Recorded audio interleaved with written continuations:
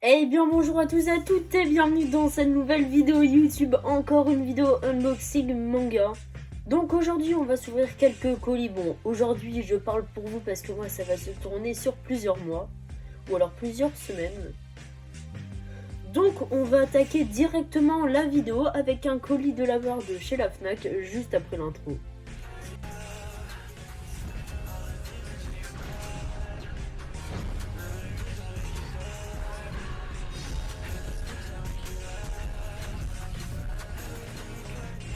Donc nous avons le petit colis, il n'y a que 2 tomes à l'intérieur si je me souviens bien.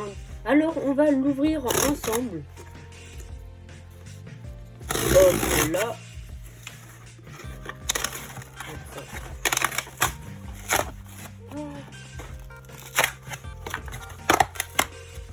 On a le petit papier mis par la Fnac à chaque fois, je sais toujours pas à quoi ça sert. Des petites pubs et j'ai que un tome. Bon, j'ai un peu le seum vu que j'en avais commandé 2 qui devaient arriver aujourd'hui. Et le tome, c'est le tome numéro 8 de Jujutsu Kaisen. Jujutsu Kaisen, le tome numéro 8, un manga écrit par Gege Akutami de l'édition Kiun. Donc c'est le dernier tome sorti pour l'instant. Je l'ai acheté en offre chez la Fnac comme d'habitude. Voici le petit synopsis pour ceux à qui ça intéresse.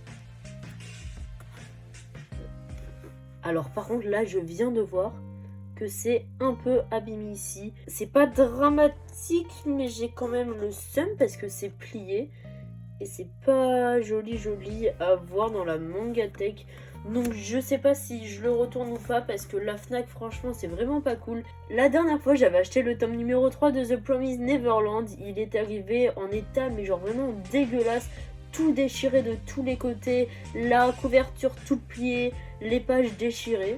Donc bien évidemment j'ai décidé de le renvoyer et je n'ai reçu que le tome car oui j'ai voulu faire un échange, c'est-à-dire le renvoyer, ils me renvoient le tome 3 donc en meilleur état. Ils me l'ont renvoyé que 3 mois après donc franchement j'étais dégoûtée et ça m'a pris de plus jamais renvoyer des mangas sur la Fnac. Donc je vais voir et au pire j'irai à la Fnac pour le rendre en main propre car je crois qu'on peut le faire aussi. Donc je vais pas pouvoir malheureusement vous montrer de planches car ça va spoiler en sachant que cette série est suivie par énormément de personnes en ce moment. Donc voilà pour ce petit colis, donc pour ce manga. On continue avec un assez gros colis de Fnac. Donc il y a beaucoup de nouveautés dans ce colis. On va l'ouvrir ensemble et on va bien voir ce qu'il contient. Alors.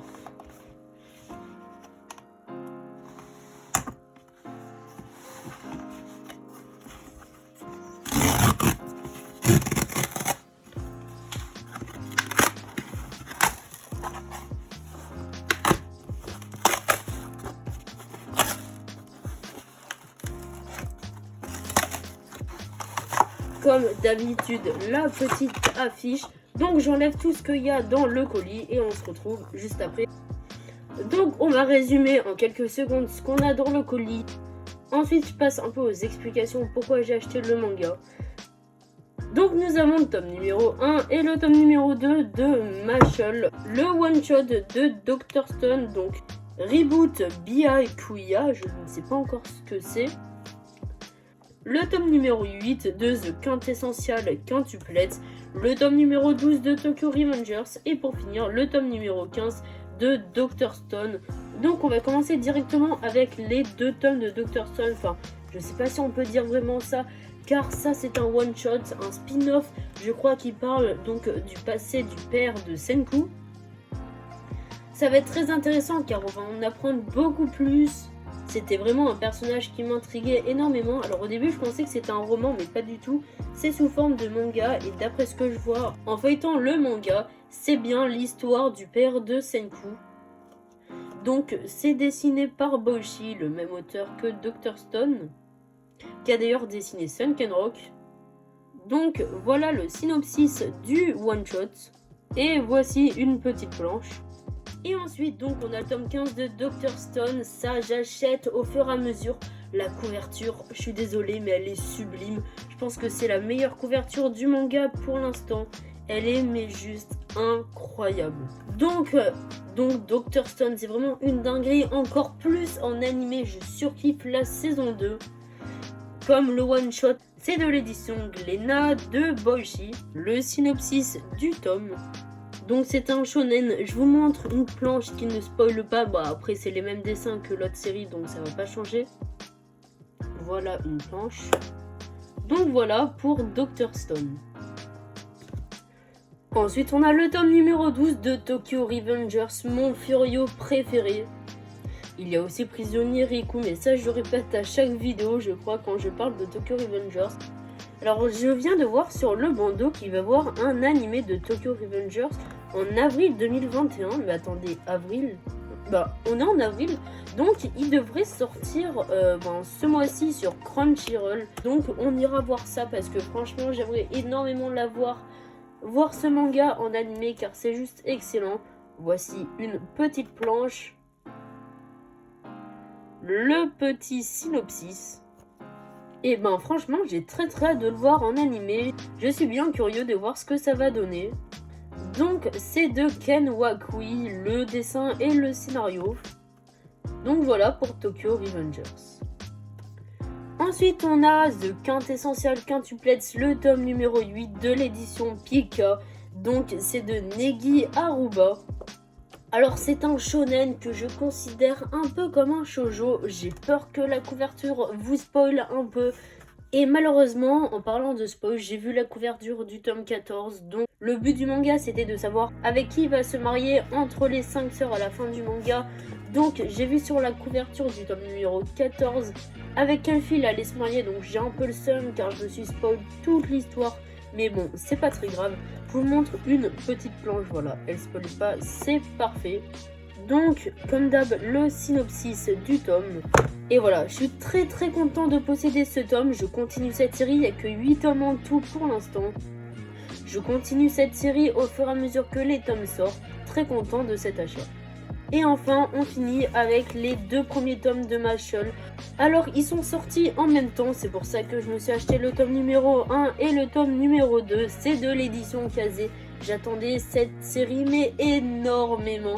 C'est de Hajime Komoto. J'ai eu l'occasion de lire le chapitre 1 de Mashle grâce au tome 19 de The Promised Neverland. Car avec ce tome, il y avait inclus le chapitre 1 de Mashle. Je l'ai lu et j'ai énormément aimé. Donc c'est pour ça que je me suis procuré les 2 premiers tomes. Ils sont sortis en même temps. Je vous ai déjà montré le synopsis du tome 1. Donc ça vaut pas le coup de vous le remontrer.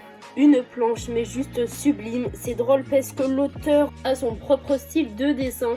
Alors niveau dessin, je vais pas dire que ça ressemble à Boichi, même au contraire pas du tout. Mais c'est juste que ça ressemble dans les planches. C'est-à-dire qu'il peut faire des dessins très sérieux, très travaillés, ou alors des planches pas prises au sérieux comme par exemple celle-ci. Donc je suis très content d'avoir cette nouveauté et je vous conseille d'acheter ce manga car il y a encore pas beaucoup de tomes. Donc un petit récapitulatif des mangas que je me suis procuré, le tome 1 et 2 de Mashle, le tome 8 de The Quintessential Quintuplets, le tome 12 de Tokyo Revengers, le tome 15 de Dr. Stone et le one shot de Dr. Stone sur le passé du père de Senku. Je me suis procuré quand même pas mal de mangas. On continue la vidéo avec un assez petit colis de la Fnac. Ça, je les avais pris en précommande, donc je suis très heureux qu'il soit enfin arrivé. Normalement, c'est une nouveauté, à ce que je me souvienne. Donc, on va l'ouvrir ensemble. Hop, comme d'habitude, un petit moment ASMR. Voilà, ma chaîne YouTube, ce sera plus des vidéos manga, mais plutôt des vidéos ASMR. La petite affiche de la Fnac. Donc on va ouvrir le colis ensemble. Ah ben non, c'est pas ce que je pensais. Ce sont des séries que j'essaie de me compléter. Prisonnier Riku, une grosse dinguerie, le tome numéro 15. Et le tome numéro 9 de Hajin, c'est aussi une grosse dinguerie que j'essaie de me compléter. Donc Prisonnier Riku, je pense pas que j'ai besoin de vous en parler, car je vous en ai parlé mais juste énormément. À chaque fois que j'en parle, soit en bilan manga ou alors en unboxing manga. Donc je me complète la série au fur et à mesure en neuf car c'est très difficile de les trouver en occasion. Donc voilà pour Prisonnier Riku, un manga de l'édition Akata, comme dans tous les vidéos je répète mais que je vous conseille. Et ensuite nous avons le tome numéro 9 de Hajin. Les couvertures sont incroyables, je les trouve mais sublimes. C'est de l'édition Glénat de Gamon Sakura. Une petite planche. Alors personnellement, j'accroche pas trop au dessin. Je trouve que l'auteur a quand même un style très particulier. Mais bon, je m'y fais quand même car c'est quand même très stylé. Et au début, on a une petite page couleur juste ici. Je crois que pour l'instant, cette série a 16 ou 17 tomes en tout sortis. Donc c'est pas énorme ni pas beaucoup. Je sais pas si au Japon, ils ont déjà fini la série ou pas. Je vous montre le synopsis du tome. Alors si vous êtes en train de lire Hajin, essayez de pas le lire, ça peut spoiler pour l'histoire. Donc voilà, je le montre là.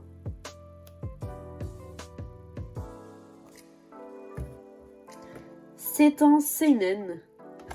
Donc voilà pour ces deux mangas que je vous recommande, qui sont tous les deux excellents. On continue avec deux colis, un de chez Amazon et un de chez la Fnac. Celui de la Fnac est un peu plus gros, donc on va commencer par le plus petit qui est celui d'Amazon. Alors ce colis possédait le tome numéro 4 de Le Maître des Livres. Je suis en train de me compléter cette série, elle est juste trop bien. De l'édition Komiku de Imaru Shinohara. Et cette série se finit en 15 tomes. Donc maintenant passons au colis Fnac. Alors ce colis possédait le tome numéro 8 de Hajin, une super série de l'édition Glénat. Et personnellement je suis mes fans des dessins, je les trouve juste magnifiques. Une série qui est en cours de parution avec 16 tomes sortis. Ensuite on a le tome numéro 12 de Prisonnier Riku, une super série sauf qu'il y a un petit problème, c'est que certains tomes sont très durs à trouver. Donc on va essayer de se débrouiller et les dessins sont aussi juste magnifiques, je trouve. Donc voilà, et actuellement il y a 36 tomes sortis.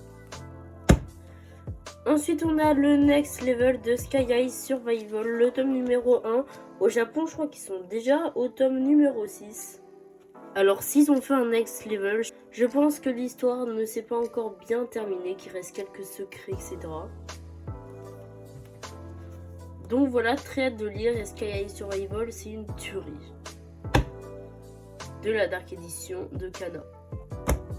Ensuite le tome numéro 6 de Fire Punch de l'édition Kaze. C'est un seinen de Tatsuki Fujimoto. Donc on en est à l'avant-dernier tome vu que le dernier tome est le tome numéro 8. Donc voilà une planche, j'espère que ça vous a pas trop spoilé.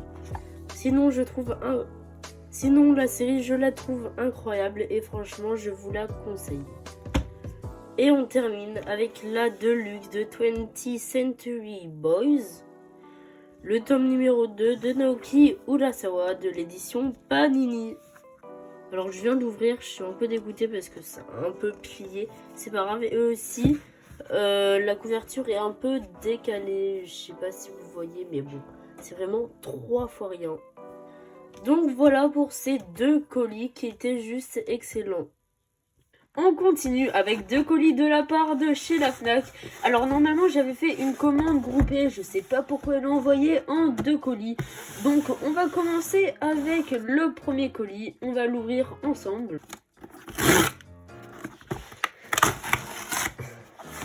Hop, hop. Donc dans ce premier colis, nous avons le tome numéro 2 de Demon Slave, une nouveauté de l'édition Kurokawa, et le tome numéro 6 de Nyankes. Donc comme ça l'est marqué juste ici, c'est le dernier tome de la série.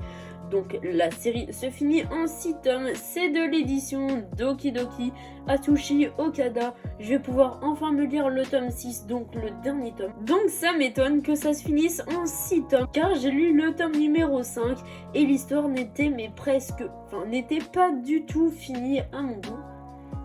Donc on va bien voir comment ça finit. Alors soit le manga n'a pas été au Japon, donc l'auteur a dû arrêter plus rapidement le manga, ou alors ben, ça s'achève normalement et on peut voir que quand même le tome est très épais.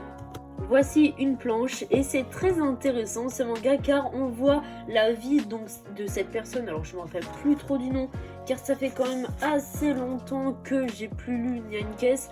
Ben en fait on va voir son côté humain, donc sa vie humaine, et on va voir exactement la même chose mais en chat.